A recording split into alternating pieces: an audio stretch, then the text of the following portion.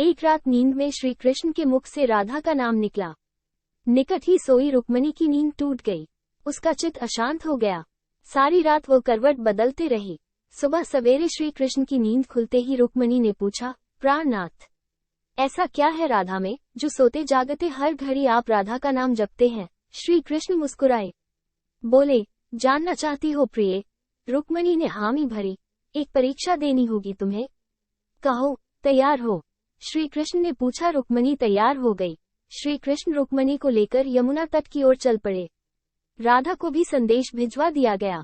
जब तीनों यमुना तट पर पहुंचे, तब श्री कृष्ण ने अपना एक केश तोड़ा और उसके द्वारा यमुना के इस पार से लेकर उस पार तक एक महीन पुल बना दिया। उसके बाद श्री कृष्ण ने यमुना से 2 मटकी भरी। एक मटकी रुक्मणी को दी, एक राधा को, और बोले, मेरे प्रेम का स्मरण करते हुए ये मटकी पुल के पार पहुंचा दो। रुक्मणी मटकी लेकर पुल पर चलने लगी। कुछ दूर चलने के बाद जब उसने पुल के दूसरी ओर देखा तो सशंकित हो गई। उसके कदम डगमगाने लगे। उसने स्वयं को तो संभाल लिया, किंतु मटकी संभाल ना पाई। वो किसी तरह पुल तो पार कर गई, पर मटकी यमुना में गिर गई।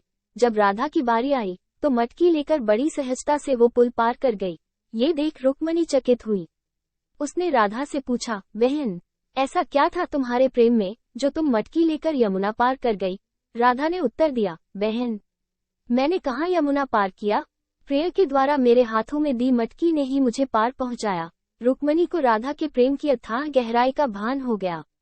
समर्पण प्रेम का मूल है। जहाँ समर्पण है वहाँ पूर्ण विश्वास है, शंका के कोई चिन्ह नहीं। राधा का श्री कृष्ण के प्रति पूर्ण समर्पण भाव था। शंका लेश मात्र भी न थी। विश्वास था कि प्रिय ने हाथ में मटकी दी है तो पार भी पहुंचाएगा।